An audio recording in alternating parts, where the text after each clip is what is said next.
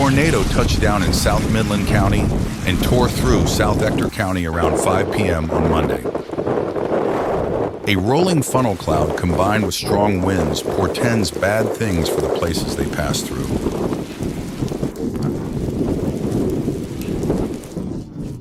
I was too close to it, so I had to go further away for my own safety. It touched down on the field right there.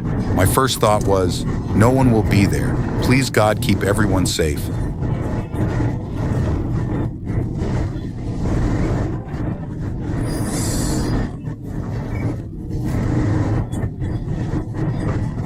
The National Weather Service, NWS, issued a series of severe weather warnings before and during the tornado, such as possible severe thunderstorms and flash flood warnings.